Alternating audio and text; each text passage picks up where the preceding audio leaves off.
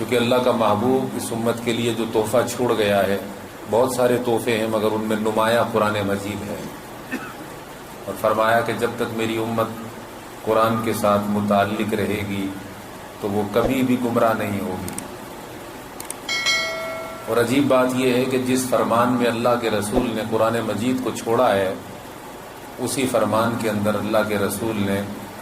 اپنی اہل بیت کو اسی قرآن کے ساتھ جوڑ کر ہمارے لیے چھوڑا ہے۔ فرمایا جب تک تم قرآن سے متعلق رہو گے کبھی بھی گمراہ نہیں ہوگے، اور عموماً امت نے قرآن مجید کو چھوڑ دیا ہے۔ اور پھر فرمایا کہ میں تمہارے درمیان اپنی آل و عطرت چھوڑے جا رہا ہوں، اپنی اولاد اور اس کی محبت چھوڑے جا رہا ہوں۔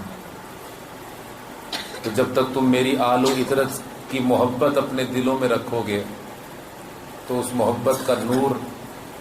اور اس محبت کا فیض بھی تمہیں گمراہ نہیں ہونے دے گا۔ قرآن مجید پڑھنا تاکہ تمہیں اللہ تک پہنچنے کا رستہ مل جائے، اور میری اہل بیت سے محبت رکھنا تاکہ تمہیں قرآن کی سمجھ مل جائے۔ تو اس فرمان کی روشنی میں یہ بات بہت صاف ہو رہی ہے، اور کسی شک و شبے کی کوئی گنجائش اس میں نظر نہیں آ رہی کہ نبی پاک صلی اللہ علیہ وسلم کی آل و عطرت قرآنی شخصیات ہیں، اور قرآن مجید کے علم کو اور اس کے فہم کو ہمارے اندر منتقل کرنے والی شخصیات ہیں، اور جو کچھ قرآن مجید میں مذکور ہے یہ وہ شخصیات ہیں کہ وہ سب کچھ ان میں موجود ہے، جو یہاں مذکور ہے وہ ان میں موجود ہے۔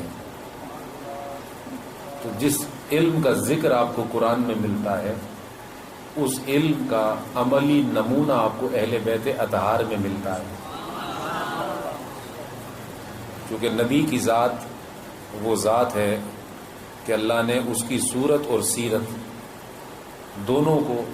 اس طرح مزکہ اور مصفہ کیا ہے کہ اللہ کے نور کا بیان قرآن مجید کی صورت میں ہوتا ہے،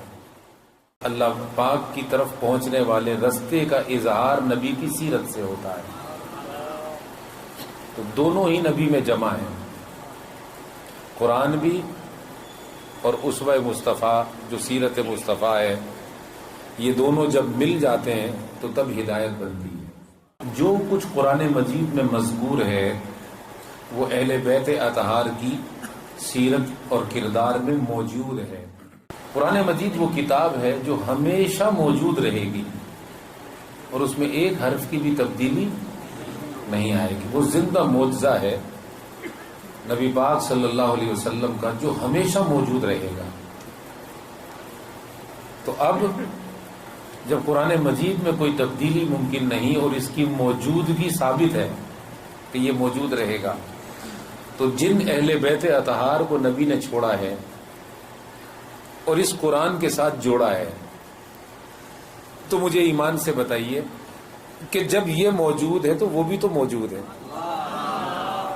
جب اسے فنا نہیں تو اسے بھی فنا نہیں، جب قرآن کا ظہور ہے تو ان کا بھی ظہور ہے، جب یہ موجود ہے تو وہ بھی موجود ہے، بس اس کی تلاوت ہوتی ہے، ان کی زیارت ہوتی ہے، اس کی تلاوت ہوتی ہے، ان کی زیارت ہوتی ہے، اس کی قرات ہوتی ہے، ان کی تفسیر ہوتی ہے، اس کا حکم ہوتا ہے، اس کا حکم ہوتا ہے، ان کا کردار ہوتا ہے،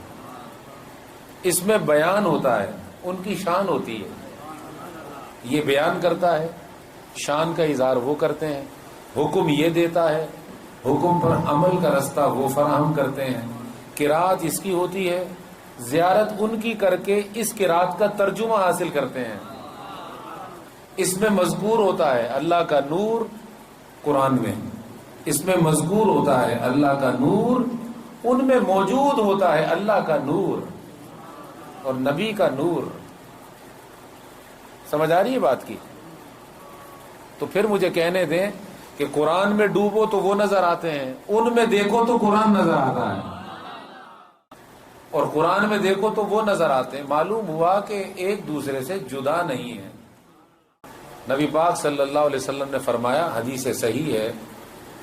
حضرت مولا علی شیر خدا کرم اللہ تعالی وجہ الکریم کے لیے فرمایا،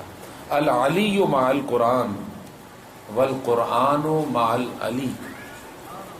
قرآن علی کے ساتھ ہے اور علی قرآن کے ساتھ ہے. القرآن مع علی والعلی مع القرآن لا یفترقان حتی یرضى علی الحوض. یہ دونوں جدا نہیں ہوں گے حتیٰ کہ میدان معاشر میں حوض پر بھی آئیں گے تو قرآن اور علی ایک ساتھ ہی آئیں گے. یہ کبھی جدا نہیں ہوں گے. اس سے معلوم ہوا کہ اہل بیت اطہار کے ذکر کو تو قرآن مجید سے جوڑ دیا گیا. اب جو کوئی ان کے ذکر کو الگ کرے اور پریشانی کا اظہار کرے، ان کے ذکر کو الگ کرے یا پریشانی کا اظہار کرے ان کے ذکر سے، تو اس کو جان لینا چاہیے کہ اس کے ایمان میں کمی ہے یا اس کے پاس ایمان ہی نہیں ہے. ایمان ہونے کا مطلب یہ ہے کہ وہ ان کے ذکر کو قرآن مجید کا ذکر سمجھے گا اور قرآن مجید کا ذکر کر کے ان کے کردار سے قرآن مجید کی سمجھ حاصل کرے گا.